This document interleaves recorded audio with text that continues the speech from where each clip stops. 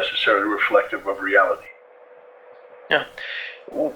How do you see the new defense pact between Saudi Arabia and Pakistan, Saudi Arabia, Pakistan, and Turkey? Because there are some sort of interpretations on the part of Iranians. It was so positive on the part of Iran. You see, the foreign minister, he speaks, the foreign ministry of Iran. It was the reaction was so positive. Even the new head of National Security Council of Iran, he reacted positively. On the other hand, Israel, two of their ministers said that it's a threat, it's a Sunni threat for Israel. And Erdogan, we had Turkey talking about it. They say we are bringing, foreign minister of Turkey, Fidan, said that Iran has its own problems, but after all, we need Iran to be there with us. He didn't mention if Iran joins or not. Pakistan believes that all Muslim countries should come together. What is the perception in Washington, in your opinion, when they look at what's going on? Well, I think nobody understands what exactly this pact is. I mean, that's, it's supposed to be a self-defense pact of collective self-defense, somewhat modeled on Article 5 of the NATO Charter. An attack against one is an attack against all. But, let's be straight up honest about that. Other than, Pakistan and Saudi Arabia having arrangements where Pakistan provides manpower to Saudi Arabia, there is no common doctrine. So people said this is the NATO of the Middle East. No, it's not. Where's their unified military doctrine? Can Saudi Arabian military units operate, with Turkish military units in an, interoperable fashion? If you put a Saudi battalion online and a Turkish battalion online next to it, can they coordinate their operations? Do they have the same logistics? Do they speak the same language? No. Pakistan, no. Pakistan has its own. So, their air forces don't know how to fight with one another. Do they have a unified air doctrine? Do they have the ability to ping, IFF codes off each other and not shoot each other down? So it's a lot of theory. One thing they say is that it doesn't abrogate any existing security arrangements. So how do you deal with Turkey and NATO? I mean, right off the bat. And then what about, an attack against one is an attack against all, but what about a conflict that derives from the aggressive posturing of any of the nations that are involved? What if Pakistan gets involved in a treaty war with India? Does that mean that Saudi Arabia and Turkey have to come to Pakistan if India strikes Pakistan in retaliation for something Pakistan does? Turkey right now is occupying, according to some interpretation, Cyprus, a European Union member. They're occupying Syria. They're occupying northern Iraq. If Turkey were to get involved in a shooting war with Israel over Syria, does Saudi Arabia come to Turkey's assistance? Is that self-defense? Does Pakistan come to Turkey's assistance? What about Saudi Arabia and its ongoing conflict with Ansarallah in Yemen? Is Pakistan and Turkey meant to come to the assistance of Saudi Arabia? This is a pact that has no meaning, none whatsoever.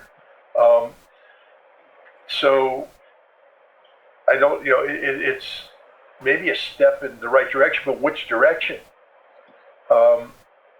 Is it against Iran? They say no. They say Iran's not signaling that. As you said, the Iranians don't seem to be threatened by this. Is it against Israel? Well, they don't say that, but the implication is that. But here's the big unanswered question. How does this relate to the U.S.-dominated security architecture that's currently in place?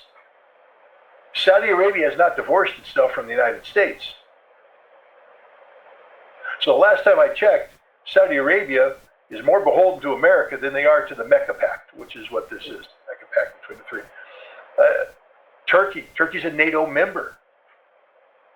Is Turkey really going to go against the United States as a NATO member? This pact has no meaning, none whatsoever. It's gibberish. It's chaos. It needs more reflection. I mean, I was in Turkey and talking to people who are friends of the Erdogan regime, the different political party, but still sympathetic. Their focus was that Turkey should be aligned with Iran, Russia, and China. And this alignment is sort of taking Turkey to Turkey in the exact opposite direction. Who knows? Maybe there's some vision here. I have a hard time imagining them trying to cut Iran out of the picture. But when you take a look at it, it's a crescent basically designed to contain Iran. It's not a crescent to contain Israel. So I think this is just an action that took place because these nations are concerned about a vacuum being created by the collapse of American prestige in the region, and that they're afraid that other nations may seek to exploit this. Israel, with its relationship with the United Arab Emirates. Oh, that's the other thing. What about the Gulf Cooperation Council? I thought they had a military component as well. Did Saudi Arabia withdraw from that? Again, this is a document that has no meaning, and with no meaning, it means it's not enforceable. There are many points in what you've said, but let me start with the first point, which you mentioned about the Cyprus. I was in Cyprus. I know this. I know Cyprus, the northern part. I was in the northern part of Cyprus, which is under the control of the Turkish government. They're not mostly, all of them, they're Turkish people. They're talking Turkish. Their culture is Turkish. They have nothing to do with the southern part of the Cyprus. That's why you see the same thing. I assume that we can compare that to what's going on in the eastern part of Ukraine, which was the ethnic Russians, mostly connected with the Russian more than Ukrainians, if we can argue that. But in Cyprus, you see basically even the culture, the language, everything is Turkish. The currency is Turkish. Nothing. You see no, connection with Greece. Correct, but here's the problem. I agree with you. I agree with you 100%. But what is Northern Cyprus's status under international law? They have the UN. They have the UN between the two sides. UN, Correct, but here's the deal. Turkey treats Northern Cyprus as an extension of Turkey.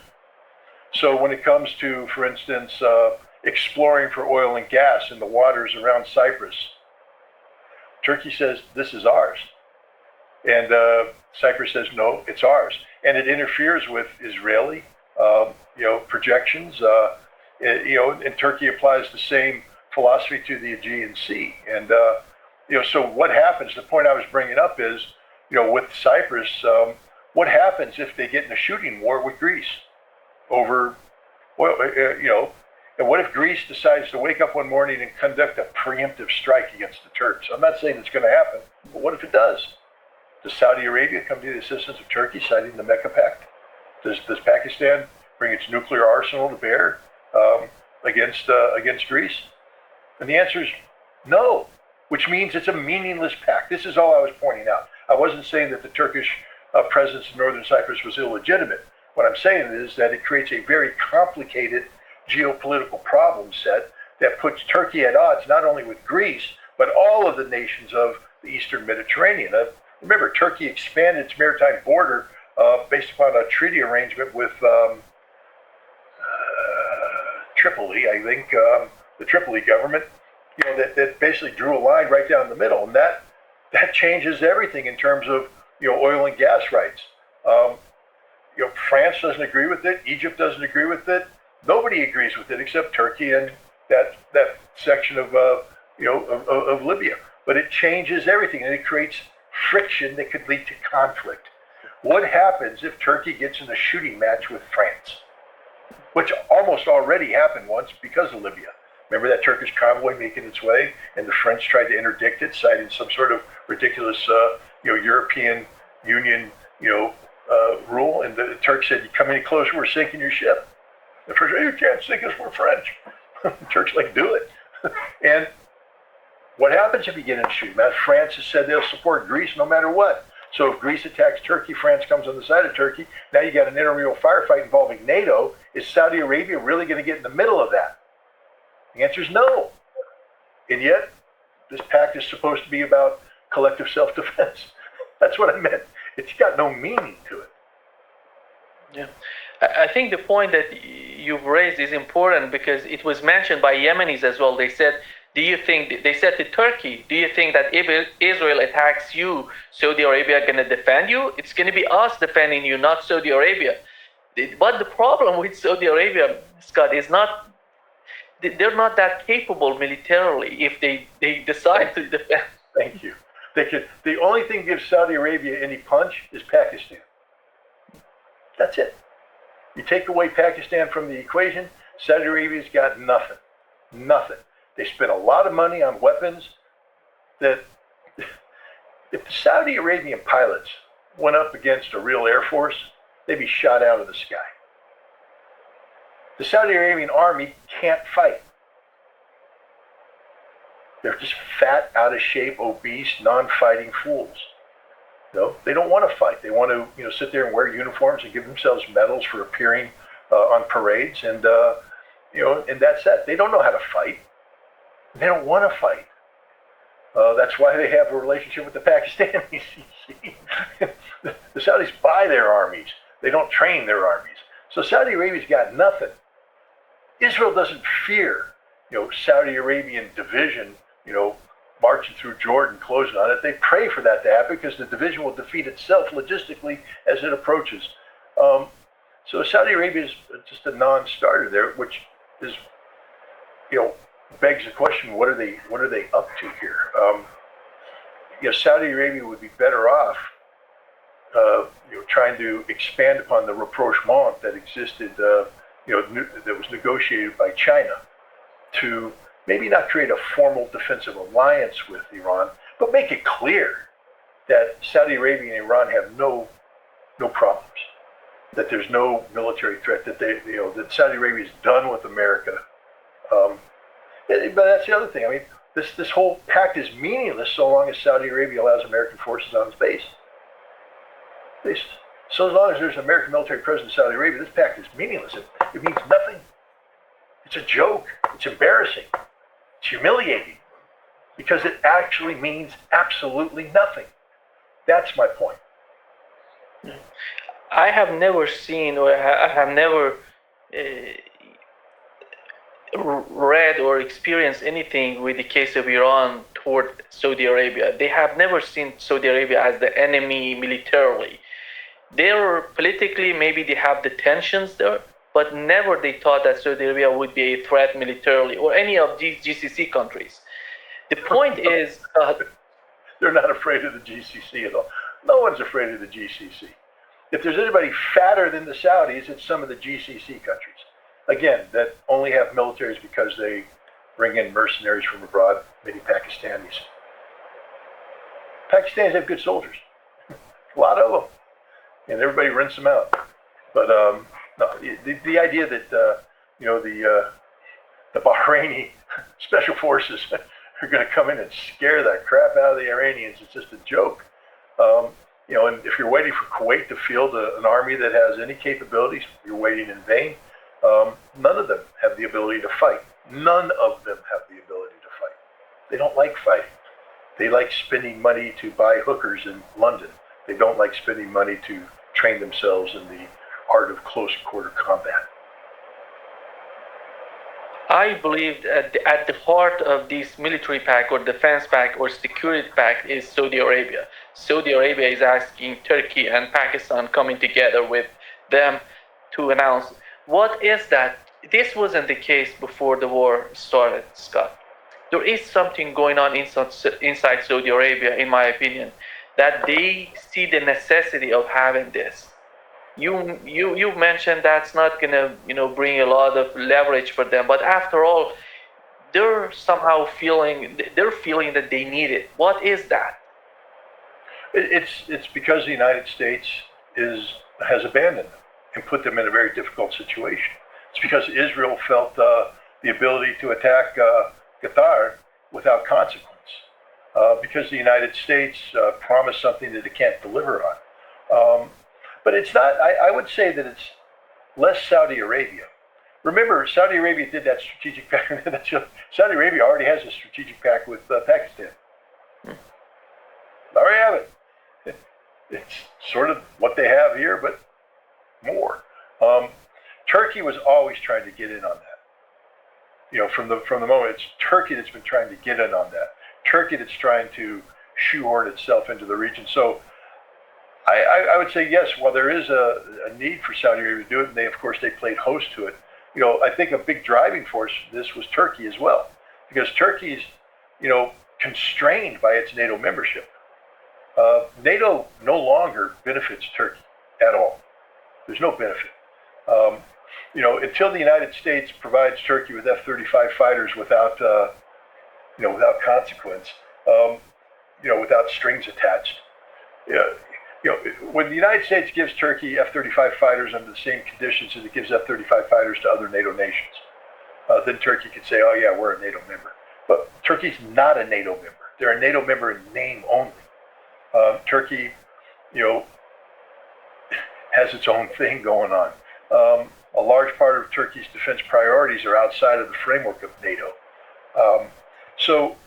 Turkey is looking at the reality that they're not going to be a European nation, that they've been basically blocked off from Europe, and that their strategic direction, the Erdogan/post-Ottoman direction, is towards Central Asia and looking east. And it's not a relationship of conflict. It's supposed to be a relationship of cooperation and economic, collaboration. And so, Turkey's, but again, what about Turkey and Qatar? Nobody talks about that, because the Saudis and the Qataris don't get along. You know that, right? And you do know that Turkey has a military presence in Qatar, a significant military presence in Qatar that was supposed to serve as a deterrent against any Saudi military pressure on Qatar. How does that work out? What happens to the Turkish presence in Somalia?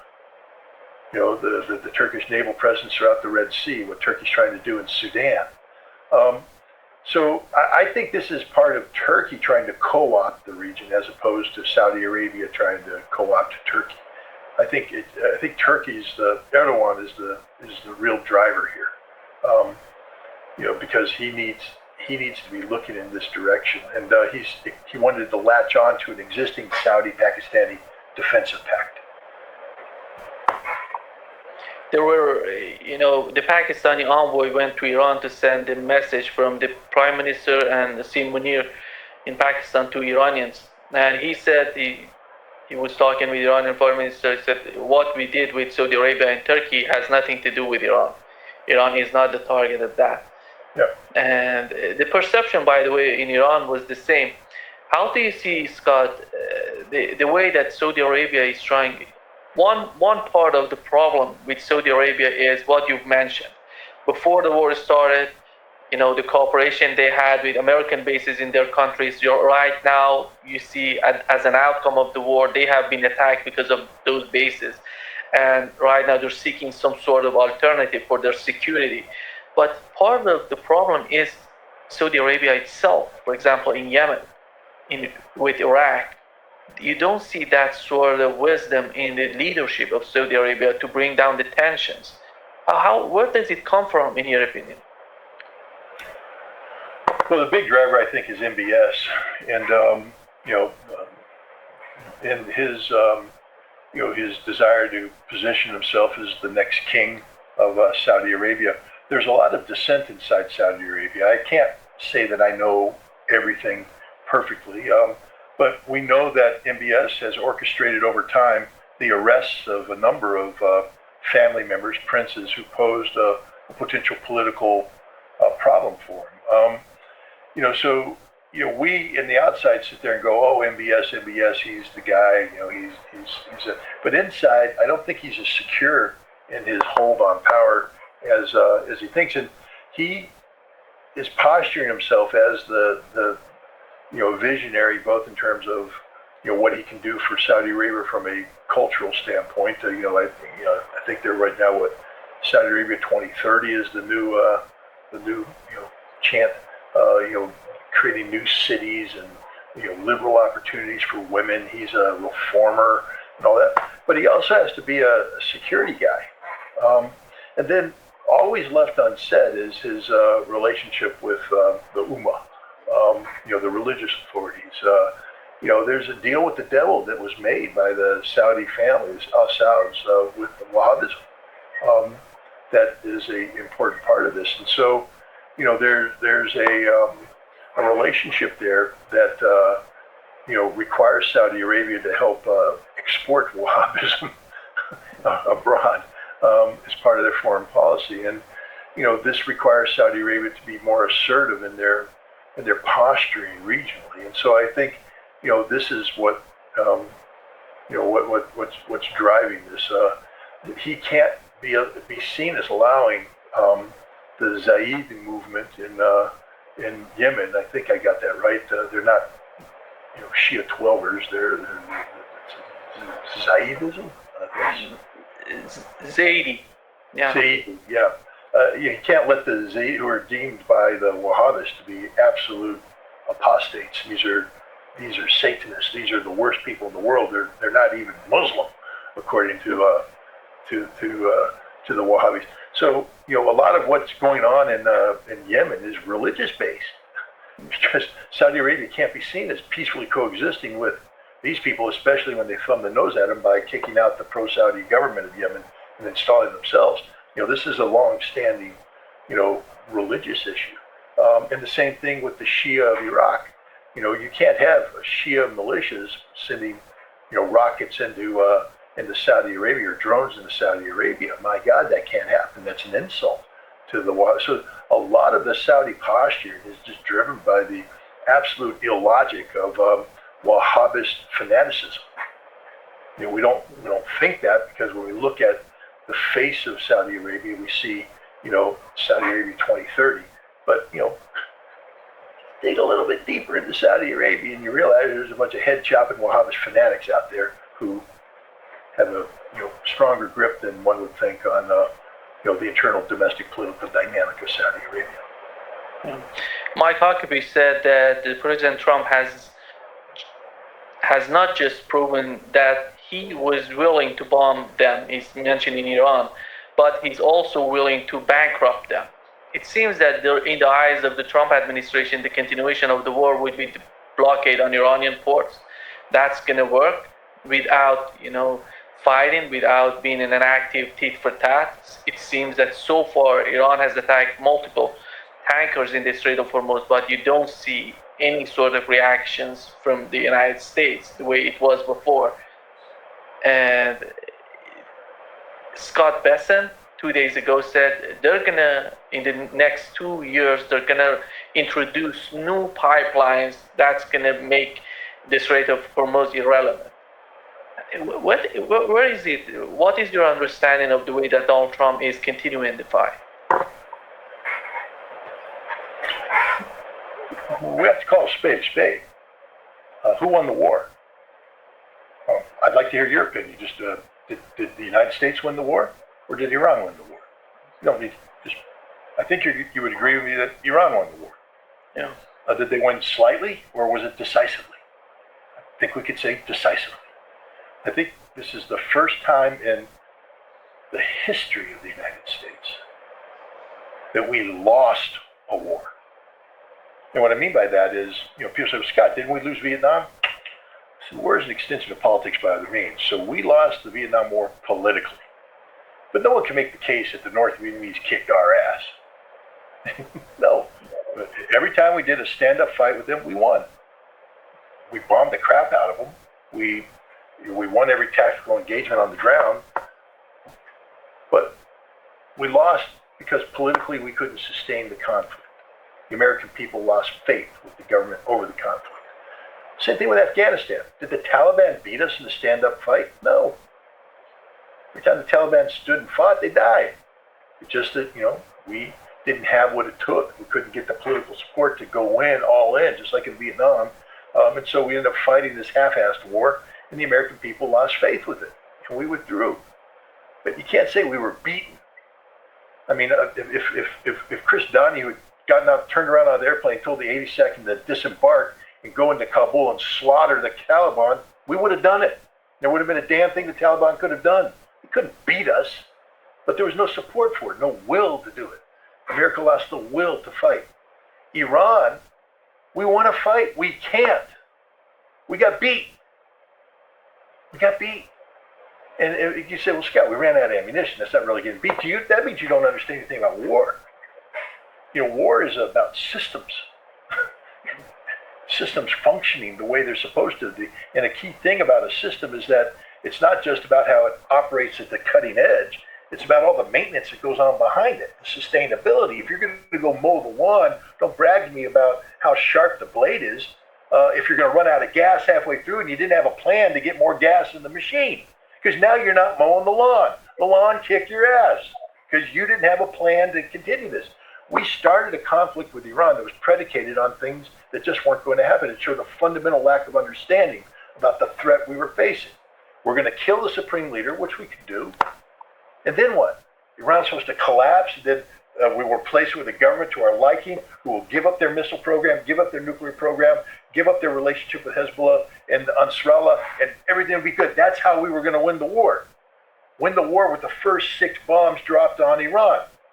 Well, we lost the war with the first 6 bombs dropped on Iran because we killed the supreme leader, causing Iran to rally around itself tighter than it's ever been in terms of support for the regime. So there's no chance of regime collapse whatsoever. And then we went ahead and lost the moral authority, because not only through assassination, because this was an act of perfidy. Many Americans tended to forget this, but I don't think the Iranians will ever forget that we were in active negotiations with the Iranians about the nuclear program that Donald Trump said was the most thing in the world. And the Iranians made significant compromises, and there was a deal going on an airplane via the Omani foreign minister to bring this thing to closure. And the Iranians thought that they had done something good, and then we bombed. It's an act of perfidy. It's a war crime. That's how we started this war, with a war crime. Then we murdered somebody, an assassination. That's another crime. And then we went out in the first day and we killed 168 students at the Manab school. Another crime, showing we don't have a clue what we're doing. We started a war that we lost on day one because it meant we couldn't win. But we kept saying we're going to do it. We changed our war plan. The other thing is, why are we changing our war plan every other day if we had such a good plan? It's because we didn't have a plan. We had no idea what we were doing, just making it up as we go along. And every time we did something, it just got worse and worse and worse and worse, expanding the conflict, dropping more bombs, firing more missiles, and causing the Iranians to send more missiles our way. And next thing you know, we ran out of ammunition. I'm sorry, guys. When you run out of ammunition, you lost the war. Because war is about a system of systems. And the system that was supposed to sustain the conflict fell apart. And so the United States lost the war because we couldn't sustain the war, not because the American people gave up on the war. Hell, they didn't even know what's going on. They still don't even know what's going on because Donald Trump's been lying to them day one. This isn't Vietnam where the American people are in the streets saying, bring our boys home. I mean, hopefully that'll happen. We get more people in the street. But that's not why this war ended. This war didn't end because the American people said, hell no, we won't go. In fact, there's many Americans like, blow the crap out of these guys. Can't. He's out of ammo. And it's not just that, but the Iranians have seized the geopolitical, high ground, so to speak, by controlling the Strait of Hormuz and Bab el-Mandeb. So they're strangling not just the United States economy, but the global economy because they're interlinked. So the Iranians have strategic dominance over the United States. They have tactical dominance insofar as the United States lacks the capacity to project meaningful military power into Iran. Iran retains the capacity to project meaningful military power into the United States military infrastructure and the support of the infrastructure of its allies. We can't defend ourselves against the Iranians, so the Iranians are doing more damage to us than we are doing to them. That's unsustainable. We lost militarily, but we also lost economically and politically because of Iran's ability to control the Strait of Hormuz and control Bab el-Mandeb, maintain relationship with Hezbollah, maintain relationships with Nasrallah, and dominate the region militarily. It's called getting your ass kicked. We got our ass kicked. And this is the first time in history that the United States got its ass kicked. The first time. That's, and so this is where we're at right now. Trump can't admit it, can't acknowledge it. This is why we hear stupidity like the wall of steel. I think he just put out a tweet where he reiterated that we control the Strait of Hormuz. He said that with a straight face, by the way. We control it. What does he mean? Our American ships in control of the Strait of Hormuz? No, they're not even allowed to get near it without getting sunk or fired on. So how could we control the Strait of Hormuz? The wall of steel. But is it a wall of steel? No. How many ships do we have out there now? You know, what, 16? I don't know. The number fluctuates plus or minus a couple every day. But it's not a wall of steel. Go look at the Arabian Sea and tell me how wide it is. But also recognize that we can't get any ships close to the Iranian shore because they have standoff missiles that would sink us. So we have to be standing off a long way. So there's a big gap there that we don't control. And so when the ships come, because what Trump's saying is, with the wall of steel, we control everything that goes in to the Strait of Hormuz, and we control everything that goes out of the Strait of Hormuz. So we control the Strait of Hormuz indirectly. Well, it's a nice theory, except the wall of steel doesn't exist. It's a wall of rusty little, ship outposts. But the shipping goes along, skirts the coast. Doesn't get stopped by the United States Navy. Comes in, skirts the coast, and it goes through the Strait of Hormuz. Only the Iranians control what goes in and out of the Strait of Hormuz. Are there some leakers? I imagine there might be one or two leakers to get through, but I haven't heard anything big about leakers. I think the Iranians actually hit everything with a missile, and insurance companies aren't going to allow people to try and get through, leaking. I think right now it's basically if you go through without our permission and you get hit, there's no coverage. And so you have to go through and get the money from pay the money to the Iranians if you want to get through, or the Qataris, or Omanis, I'm sorry. So Trump is just making stuff up. Where are we militarily? We can't do anything to Iran. Because the moment we do, they'll blow the crap, they'll terminate Kuwait's existence. They could terminate Bahrain's existence. They now have missiles that are guaranteed to bust through any defenses we have left in Jordan and bring a lot of harm to the Jordanians. They will take out the UAE. And this is why all the nations told the United States, stop. No more stupidity. It's over. It's finished. So Donald Trump has to deal with that reality. It's over. It's finished. But he can't admit that to the American people because then he'll be the first American president to get his ass kicked. He's Donald Trump. He can't get his ass kicked. He's got to kick ass. And so that's what he's trying to explain to American people. I kicked ass. I made this statement. I sank their whole Navy. Why can't you take the Strait of Hormuz? You didn't sink their whole Navy, did you, Donnie Baby? Nope. Shut down their whole Air Force. No, you didn't, Donnie Baby. The planes are still flying. What about their army? Your biggest nightmare will be, and this might have been another reason why we stopped, is that we have several thousand troops in Kuwait that aren't ground combat troops. And if the Iranians were able to punch several divisions through, around Fish Lake, around Basra into Kuwait, Kuwait would fall in 3 days. Maybe sooner. And all those troops that we have in there would be prisoners or dead. That's a nightmare for Trump. He can't protect them. So, what does he tell the American people? We won.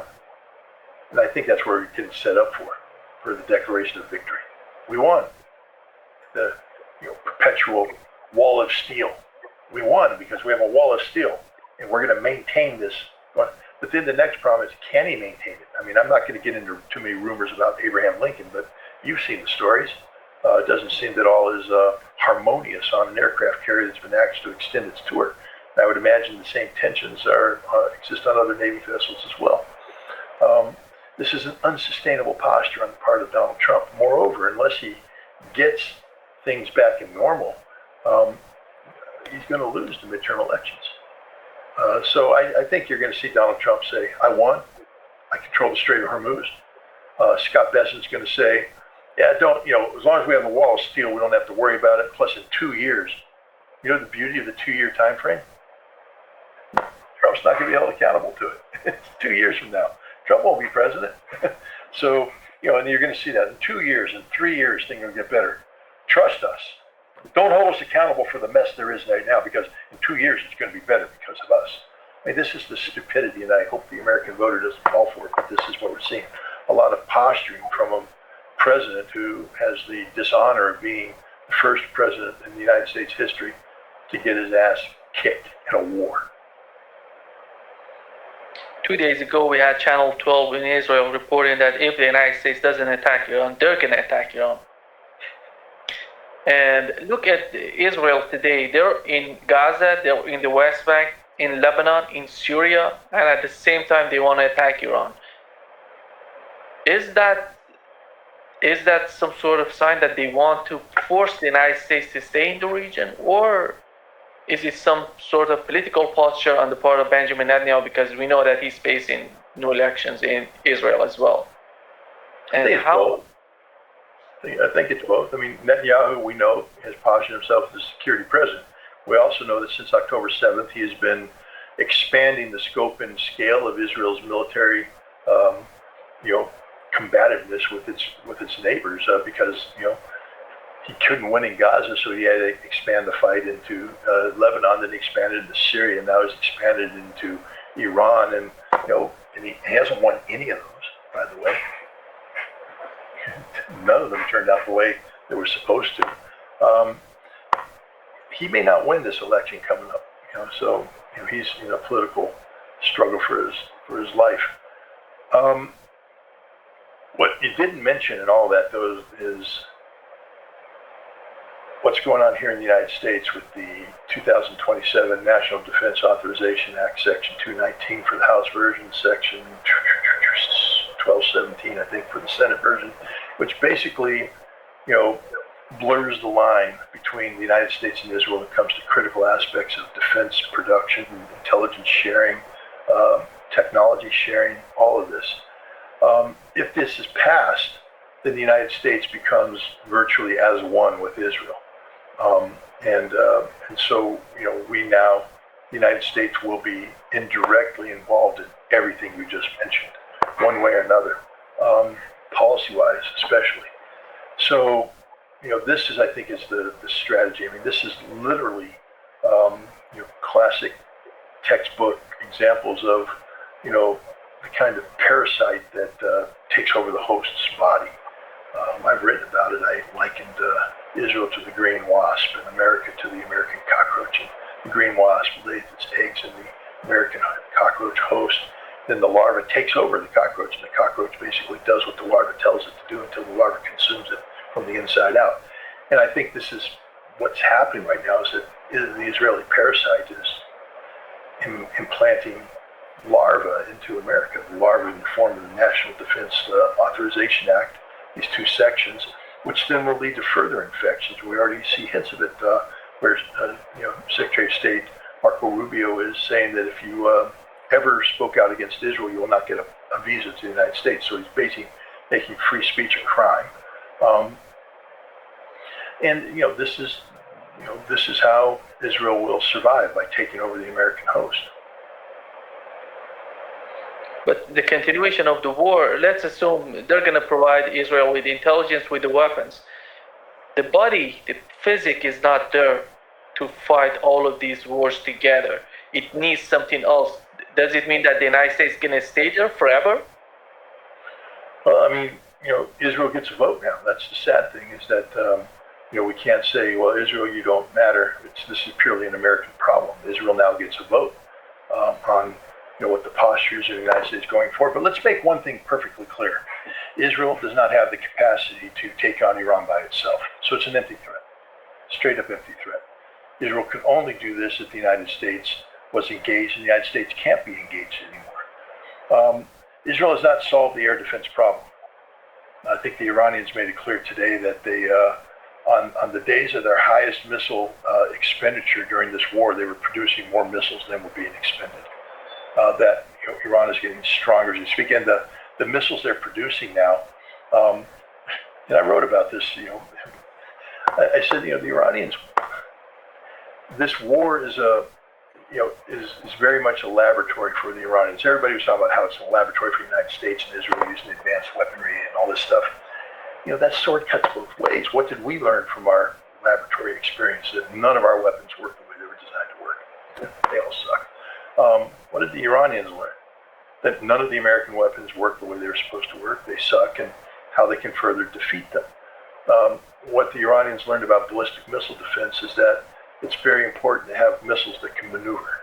And you're seeing increasingly maneuverable missiles coming out of Iranian factories now. So today, the Iranians are building up quite a stockpile of advanced ballistic missiles that can evade all air defense options and bring significant harm to the places that they're targeting. This means that Israel has no ability to defend itself, and it's made even worse by the fact that the United States weapon shortage has put Israel at risk. You look at the commander of U.S. naval forces in Central Command, basically said if the United States, the president, doesn't give him more European problems, he'll have to pull destroyers off of the picket duty they're currently doing. A lot of people don't realize how important the American destroyers off the coast of Israel and what role they played in, what missiles that were intercepted were more than likely intercepted by these shipborne missiles. We're talking about pulling them off. It further weakens Israel. So the notion that that Israel can engage Iran and not be destroyed is ludicrous, and the Israelis know this. So I think Netanyahu right now is bluffing for the moment. Do you feel that they're going to get something out of these negotiations between Israel and Lebanon? Because after all, if Israel continues the occupation in the southern part of Lebanon, sooner or later we're going to have a new fight happening between the two sides. I believe that if that happens, maybe Benjamin Netanyahu is just holding back because of the election. Maybe right after the election, whatever that would be, they're going to get back to the fight actively in the southern Lebanon. And in Gaza, the same is happening. The Gaza and the West Bank, you see, the war has never stopped there, despite having the ceasefire. But the point is southern Lebanon, Scott.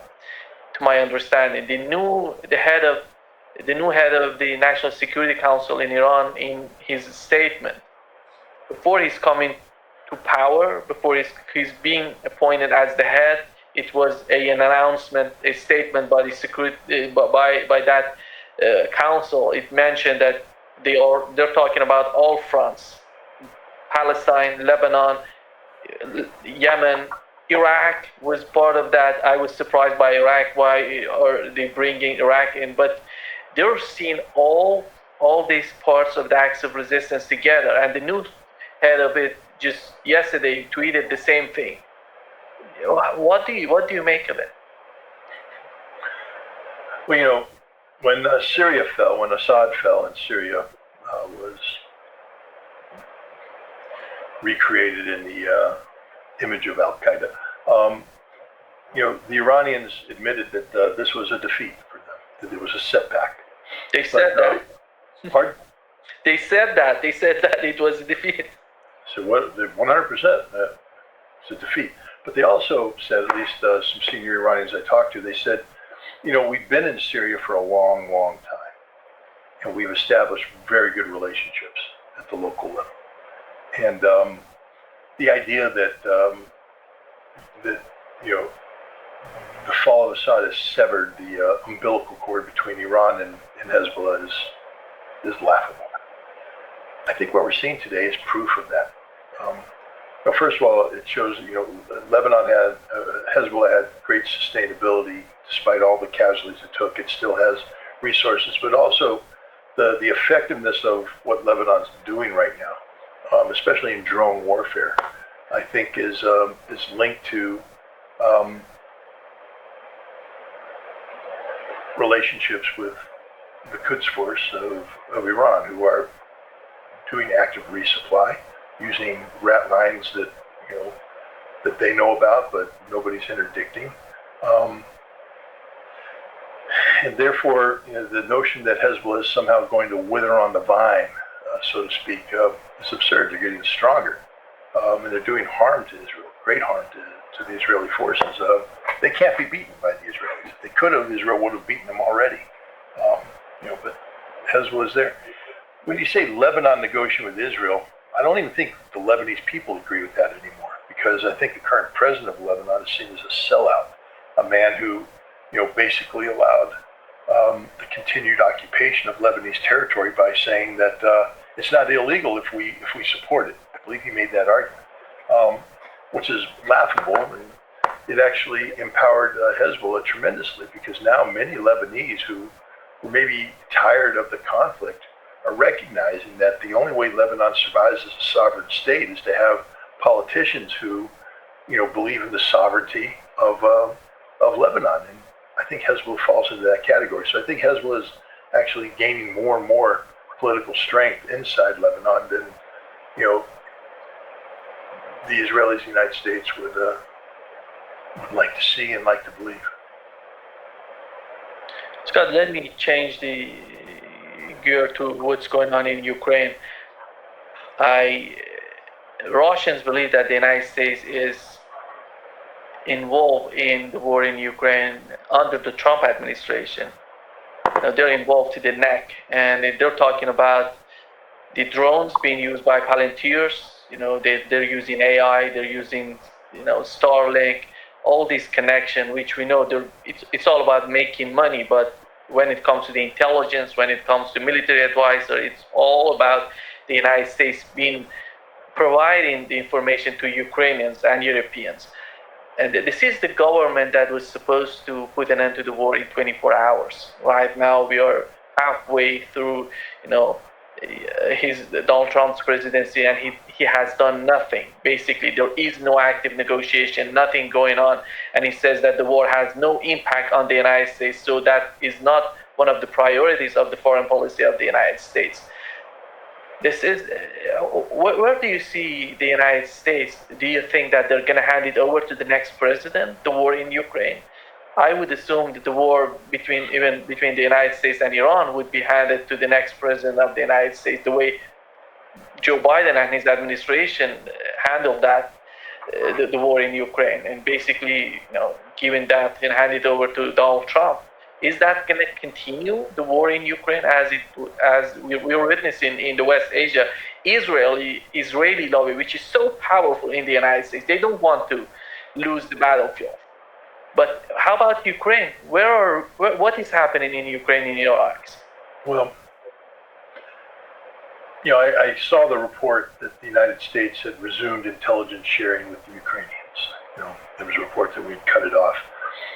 But we've been playing games with intelligence support to Ukrainians for a long time now. We back when we provided the HIMARS missiles in, June of 2022, HIMARS cannot function unless there's targeting packages prepared by the United States. It's just the nature of the beast. They need to know exactly where the launcher is, exactly where the target is. That creates the known locations upon which GPS algorithms can be created that get programmed into the missile. And then you set the inertial guidance system. You fire it. It's being guided to a specific spot on the ground using GPS, but the inertial is keeping it. But if it drifts, the GPS locates the drift, and it can strike a target within 10 meters of where it's aimed at. That's pretty good. That can't happen without the United States. At least it couldn't happen without the United States. But then the United States started playing games. First of all, the GPS stopped working. The Russians jammed the living crap out of it. And you don't have a Starlink option for HIMARS. So what the Ukrainians started doing is carrying out their own intelligence collection, and then creating their own targeting algorithms that could then be loaded into the HIMARS. So, they didn't have great safety, but the HIMARS isn't meant to be the weapon, the end-all weapon of everything. But it was a weapon where the intelligence support, meant something early on, but it stopped meaning something. Right now with drones, intelligence support is important. In taking apart the Russian air defense network, it allows Ukraine to shoot the seams in certain cases and get, do that deep strike, to get that one missile, one drone to go through. But, it's not a game changer. There's a recent report that came out, I don't know if you saw it, that went through since April, I think since April, the Ukrainian drone strikes against the Moscow region. And the number I think is like 1,400 drones were launched during this period of time. The vast majority of them were shot down before they got to the second air defense ring. Under 10% made it into the final air defense ring, and you know how many missiles how many drones burst the final defense ring to get inside Moscow? One. That's a success rate, 1 in 1,400. When you're talking about an FP1 drone that's $55,000, it's just a prohibitively expensive way to go to war. And this is with U.S. intelligence support, targeting support. So the point I'm trying to make is that the U.S. intelligence is not a war-winning factor for the Iranians, and yet it's being sold as this is what we're doing. The Ukrainians, yeah. It's not a war-winning factor for the Ukrainians. They have come up with their own workarounds, all around. I mean, they use things, something called the Delta 16 as a communication system, but they don't have the real one. They have a workaround because nobody trusts the Ukrainians with the real thing. They only get a workaround. But even then, it doesn't help them because for instance, the key thing of Delta 16 is to make integrated air defense systems work better, but they don't have any air defense. It also helps the F-16 feed into the overall battle, but if the F-16 tries to do that, it gets shot down. The United States has pretty much abandoned Ukraine. We do weird things like we give Turkey permission to resell old systems that don't work, the older attackums. Why is Turkey selling them? Because the expiration date's there, baby. They don't work. Yay, Iran, or yay, Ukraine. You get world-class garbage, and yet everybody thinks that they're making it just a way of making the Turks make money. Instead of retiring the stuff and blowing it up, they're able to pawn it off on the Ukrainians and make some money. But it's not going to change anything. There is no game-changing technology out there. There's no game-changing, military force or posture that's going to change what's happening in Ukraine today. The United States has pretty much acknowledged that there's nothing they can do to help the Ukrainians win. They're not going to give them Patriot 3s. They're not going to give them licensing for Patriot 3s. They're not going to give them the ability to acquire, the sensitive technology because nobody trusts the Ukrainians.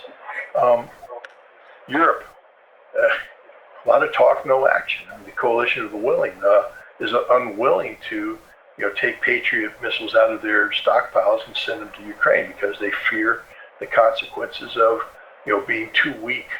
And if Russia turned their eyes on the Baltic, for instance. So, Ukraine has been abandoned by the Europeans as well. There's no magic bullet coming in. So, where do we stand on this conflict? Ukraine and Europe, and to a lesser extent the United States, are pretty much operating on the reality that they can't win the war on the battlefield. They also know that over time, Ukraine is in an unsustainable posture from a social standpoint. I mean, this winter is going to be a black winter. That means ice cold, no heat, no electricity, no gas, no food, no nothing. Life is unbelievable. And they know that's going to happen. Zelensky's all but admitted that's going to happen. There's nothing they can do to get themselves out of that picture. So what are they focused on right now? Because there's a hell of a lot of propaganda coming out of this conflict. I mean, one only has to log into social media, and Elon Musk's new algorithm just floods the zone with pro-Ukrainian propagandists who are just telling us how deadly effective the Ukrainian drone strikes are, how they're just making life hell on earth for the Russians in Kherson and Crimea. And these pro-Ukrainian resources then get picked up and echoed by other information. It's information warfare that's taking place right now. Then that information is supposed to resonate and echo around inside Russia, and then it's supposed to engender a debate in Russia where people start to question whether or not Putin. And even if that's not really happening, there's people saying it is happening. And so people tend to believe that that's real, and then the Russians start to have their question, is it happening, is it happening? The whole idea of mental warfare is to destroy society from within. And this is the only thing that's going on right now. Everything else, the Ukrainians are getting slaughtered at the front. Their drone campaign is stalled. Yes, they can bring. They're terrorizing the Russians, but this isn't a war-winning strategy. The Ukrainians right now are going full, bore, full tilt until September 20th. September 20th is the parliamentary elections inside Russia. That's where Russia will vote for the State Duma. The goal here of the Ukrainians is to delegitimize the rule of Vladimir Putin, to make him look weak. You know, and I know there's people out there that are saying just that Putin's weak. They're saying that, that there's people questioning him now inside of Russia. People saying that maybe it's time for Putin to go. Well, this is exactly what mental warfare is supposed to do, is create this uncertainty. The bad news for the people who promulgate this nonsense, what's Putin's approval rate today? 76%? Well, he's in trouble, don't you think, Because no politician with 76% has ever prevailed in an election. This never happened, right? And I can also tell you that by the time we get to September 20th, his percentage of support is probably going to be up over 80%, because all these campaigns that are going on haven't alienated the Russian people to Putin. They've rallied around it, and he's playing this very well. You saw he went to the Duma and pinned a couple medals on some people's chests, and then addressed. He said that guy said that we support you, Mr. President, but you need to be bolder. The president turned to the Duma and said, "Do I need to be bolder?" He said, "Yes." He said, "Really? I thought I was being bold. Do I need to be bolder?" "Yes." "All right, I hear you. I'm not going to be bolder. I'm going to be very careful in what I do, but I hear what you're saying, and don't worry, I got your back." And they said, "We love you, Vladimir Putin." You think that that's a Duma body that's at risk of being supplanted by what? Yabloko, the opposition party that just got banned from the election because they're a CIA-funded hack job? I mean, there's no political opposition, meaningful political opposition to Vladimir Putin. The parties that aren't part of United Russia are going to be vying over who's more pro-Putin going into this election. Because right now, the sentiment of Russia isn't, "My God, we have to get out of this war." It's, "My God, we have to win this war." And Putin has a winning strategy, and they're starting to recognize this. So, you saw what he did in Novosibirsk too. I mean, Novosibirsk, third largest city in Russia, largest growing economy, one of the most important cities in all of Russia. And Putin went there, and he's headed to the airport, and you have one of these crowds of people, supporters, getting ready to wave. It's spontaneous. This isn't pre-planned. It's there. And Putin, in Novosibirsk, which is, there was some, all is not well in Novosibirsk politically. Let's just put it that way. Putin stops his convoy, gets out, walks up with no pre-screening, and he's surrounded, mobbed by people. No concern whatsoever. Why? Because the man's loved. The man's loved. I mean, it's just crazy. So the idea that this strategy of creating a Moscow Maidan, because that's what they want. They want the Russian people to lose faith with their government and to rise up against the government and overthrow the government of Vladimir Putin. Sort of like the insanity of the American position: if you kill the supreme leader, Iran will fall. Here they have, if we can force United Russia out of the parliament, we can create enough domestic political uncertainty that Vladimir Putin will fall. And when Vladimir Putin falls, everything else will fall into order, because Russia will break apart. We'll get our Boris Yeltsin 2.0 in place. We'll rise the oligarchs up. We'll rob the place blind, break it up into component parts. Everything will be good. And the Russian people will be good for that, too. They'll be saying, that's what we want. We want to be broken up. We want to be weak. We want to return to the 90s. What kind of fool could ever believe that the Russian people would want this? The Russians know what happened in the 90s. And they never want to see that again. Are there Russians who would say, 26 years of Putin, I'd like to see a new face? Sure, there's people that say that. But when you say, what new face? They're like, well, we don't know. And do you want to change horses in the middle of the war? No. We're sticking with the horses winning. So this is just crazy talk by people. There's no strategy here. It's going to fail.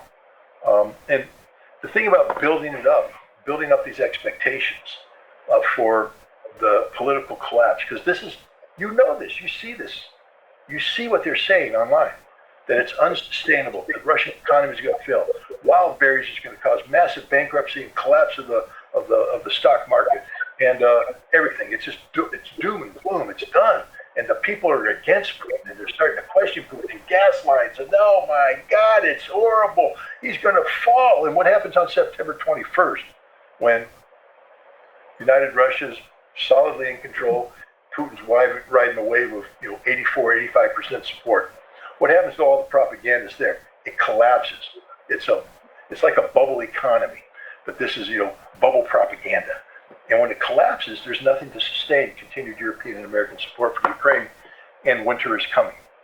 And winter, this will be a very black, dark, cold, disastrous winter for the Ukrainians. Zelensky admits it as much. He's done nothing to prepare for winter. And not only that, everything's getting worse because his decision to expand this conflict to wild berries to get the propaganda moment of burning warehouses with lots of flames of black smoke, it just proves that Russia's falling apart. It's backfired because Russia now has taken out the totality of Ukraine's distribution network. All the warehouses, the factories, everything is gone. And that's the end of their study. Andrei Elmitsky, who's the general who came up with mental warfare in 2021, further in 2023, continues to this day. He recently published an article where he said, all the people who are advocating for striking Europe, there's no need. Because now that Russia has taken the gloves off, there's 30 to 33 separate decision centers inside Ukraine, called centers of gravity. And if they're struck, Ukraine collapses, it's over. And he said now it appears that Russia's putting all 33 in the mix. And I think that's where we're at right now. This is something that Russia militarily could have done 2 years ago, but they didn't. Why? Because war is an extension of politics by other means. You don't win wars only on the battlefield. If you do things on the battlefield that, for instance, cause the international community to say, you're doing too much, man. It's unjustifiable. We can't support you. I'm sorry. China gets a little nervous about what's going on. No, you got to keep China. You got to keep India. You got to keep all these nations. You do that by being pragmatic and being practical, being measured, and not escalating.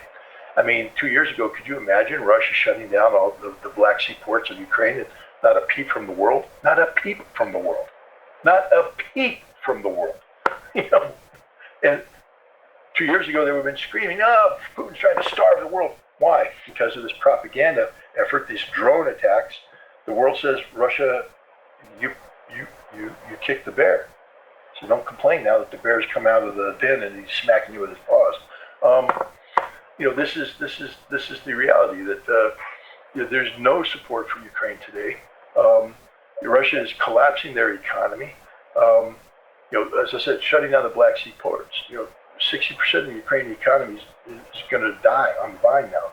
They can't get their grain to market, the whole thing. So it was a strategic mistake on the part of the Ukrainians and their Western allies to do this work. Because what it did is it legitimized everything that Russia couldn't do 2 years ago. And now they can, politically, domestically as well. I mean, you don't want to create a situation where you breathe life into opposition movement.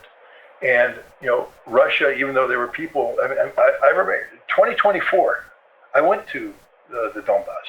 I did a little through Novaya Russia. And I have to tell you, I remember. I remember the sentiment among the Russians.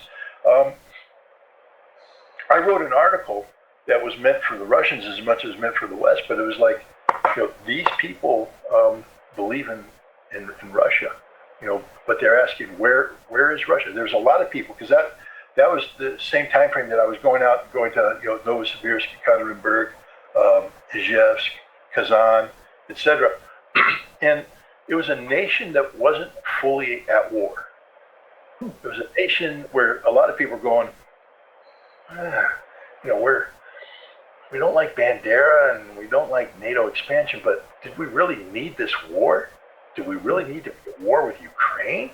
I mean, there was this. It wasn't a majority, but there was enough of that there that the last thing you want to do as the Russian government is do something that has them go, yeah, no, too much, man, too much, and suddenly you have a viable opposition. And so Putin had to play his hand very carefully. You had to maintain control on the battlefield without massive mobilization. He did the one-time shot of 300,000, but then by keeping public support in place, you get the 20, 30, 40,000 volunteers a month joining to keep the military expanding and growing. You have to play the economy so that you keep the commercial civilian economy functioning while keeping the defense. You can't rapidly transition over into the defense industry because that'll cause a break. You have to keep the support of the world so that people not only are on your side diplomatically, but they are investing. One of the great signs of the victory of Vladimir Putin's strategy is what happened in St. Petersburg International Economic Forum this past June. $80 billion were invested into Russia during that time. This is while Russia is being attacked by drones. And one of the reasons why they were invested is because of the speech that Vladimir Putin gave at the plenary session, where he didn't mention the war once. He just talked about growth opportunities and stability. He mentioned the war during question and answer period, and he spoke about it very strongly. But the point is, Vladimir Putin has been a genius in how he's played this. And what he's done is by extending this war, not on his choice, but out of necessity, based upon the actions, he's put every single one of his opponents in a very, very tenuous position. All of the leaders of the coalition of the willing. Macron, what's his future? None. Starmer, we know what his future is, out, and an even weaker prime minister in who knows nothing about defense. Merz, I don't know if he keeps opening his mouth, he may not survive the vote of confidence. He's gone. Alternative for AFD is just surging, 42% of Germans support AFD today. It's no longer a question of will they be in the government. It'll be a question of can they govern without the need to create a coalition if things keep going. So that's it. Meloni was the big hope. Well, she's under political pressure right now too to change her stance on Russia. Europe's falling apart. Economically, they got nothing. Militarily, they literally have nothing. They've got literally nothing going on. They can't build a military. The Germans, did that big, we're going to have the Fourth Reich, baby. We're going to rebuild our military. 800 billion euros. We're 2030. We're ready to rock. We need 400,000 brave German men. We're going to send out letters to 300,000 men of draft age, and they're going to pour in. We've got everything in over. That 532 responded. 532 out of nearly 300,000. The Germans ain't going to fight this war. No one's going to fight this war. Nobody wants to fight a war with Russia. This is direct. In the United States, we got nothing. I mean, if you remember 2022, 2023, when things were going bad, everybody's like, Russia's going to nuke Kiev. Remember that? It was Western propaganda, but Russia. And how did the West respond? Because they're the ones who created the story. And they wanted to say, look, if you nuke Kiev, we're not going to respond with nuclear weapons. No. We're coming in with overwhelming conventional military power. We're going to kick your ass with long-range standoff weapons, and we're going to shoot down all your missiles because we got PAC-3s, baby. We got that. We got everything. We're awesome. We're wonderful. Chris Donahue even said last January that we could take Kaliningrad overnight because of our superiority. We're so awesome. And then we got our asses kicked by the Iranians, and we're out of ammunition. We're not that awesome after all. So the United States has got nothing. We got nothing. We have to rechange our nuclear doctrine now. You come in early with tactical nuclear weapons because we got nothing. So from the Russian perspective, they're in the driver's seat. They just have to maintain. Don't do anything precipitous. There won't be any attack against Europe, but they pretty much have carte blanche to do whatever they want in Ukraine right now because Ukraine took it too far. It'll go down in history as one of the greatest strategic errors ever made. When they find the British intelligence officer who woke up one morning and said, I say, old chap, I think it's a good idea that we maybe open up the targeting of Wildberries. Wildberries is a Russian online retailer, but it's so important, $1.3 billion worth of industry. If we collapse it, the Russian economy will collapse and Putin will be gone, old chap. I think we should bomb Wildberries. And Zelensky went, okay. Wait.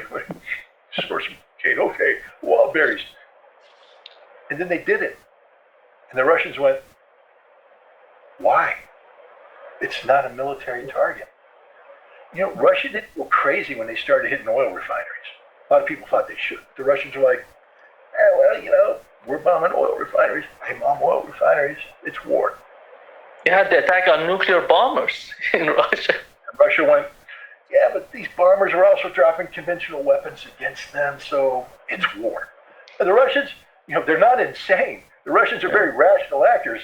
Exactly. So they're like, it's war. We're not gonna overreact. Wild berries. Russia's like, screw you. Boom, boom, boom, boom, and it's over. It's over. The Russians are going all out now, and nobody's saying a damn thing. I want to know, where's that British intelligence officer? Has he been retired? I mean, because he shouldn't open his mouth. Anybody who said, Cyril Chap, it's a good idea to strike wild berries today, I think it's a good thing. We should do it. You're out of here. Maybe it was the CIA. Who knows? Some tobacco chewing dude. Yeah, I think we should expand the target deck to include wild berries because the Russian economy is fragile, because I'm an economic specialist, paramilitary operator, and I think we blow up wild berries, Russia goes downhill real quick.